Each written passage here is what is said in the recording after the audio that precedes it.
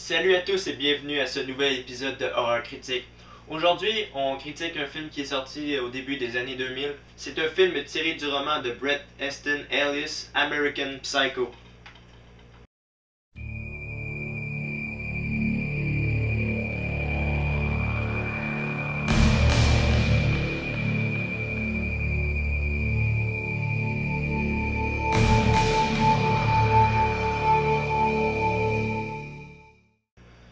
Patrick Bateman est un homme de 27 ans travaillant sur Wall Street. Il est beau, riche et intelligent. Il fréquente des restaurants très chics où il est impossible d'avoir des réservations à moins d'être quelqu'un de très haut placé.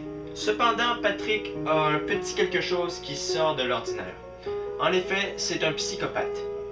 À l'abri dans son appartement hors de prix, avec des gadgets dernier cri ainsi que des meubles faits en matériaux très précieux, il tue, égorge, décapite et viole.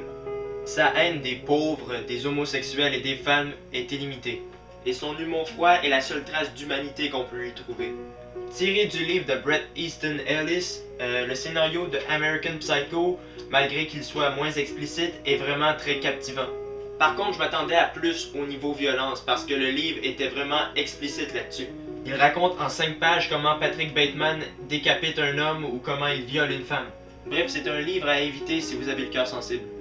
Le film est beaucoup moins explicite que le livre, mais je pense bien que c'est mieux ainsi parce que sans ça, le film aurait été classé trop haut. Et déjà, malgré le fait qu'il soit pas tellement violent ni graphique, il a déjà un classement assez élevé. Réalisé par Mary Aaron, American Psycho possède une réalisation très adéquate.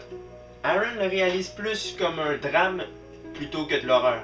En fait, ce qui fait peur dans American Psycho, c'est de voir à quel point un homme peut être complètement dérangé. Mary Aaron n'a peut-être pas été très explicite sur la violence et le graphisme de son film. Par exemple, elle a été très explicite sur la psychose de Patrick Bateman.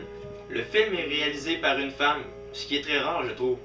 On dirait que les films réalisés par des femmes sont moins communs que ceux réalisés par des hommes. Pourtant, je comprends pas, dans ce domaine-là, elles sont très bonnes. La preuve, American Psycho est très bien réalisé, j'ai adoré la réalisation de Mary Aaron. Patrick Bateman est joué par Christian Bale.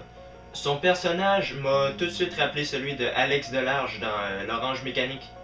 Christian Bale, connu pour son rôle de Bruce Wayne dans les 3 derniers Batman, joue le rôle ici d'un psychopathe qui peut changer de personnalité en moins de 2 secondes.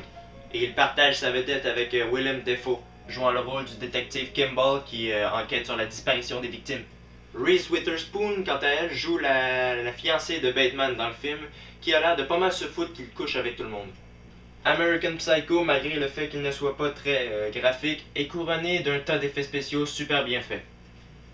Huey released this. 4, their most accomplished album. I think their undisputed masterpiece is Hip to Be Square. A song so catchy, most people probably don't listen to the lyrics. But they should, because it's not just about the pleasures of conformity and the importance of trends, it's also a personal statement about the band itself. Hey, Paul! Ah!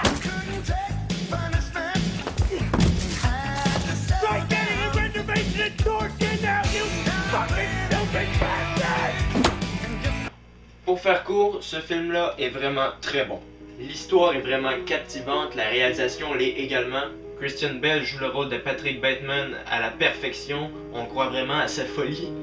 Et comme vous avez pu voir, les effets spéciaux étaient vraiment très bons. La seule chose qui m'a déçu, c'est que c'était pas mal moins explicite que dans le roman, mais ça se comprend parce que le classement aurait été trop élevé pour le film. Bref, je lui accorde une note de 9. Et croyez-moi, c'est entièrement mérité. Ne manquez pas mes prochains épisodes de Horreur Critique, ne manquez pas également American Psycho. Laissez les commentaires et abonnez-vous à ma chaîne. Salut!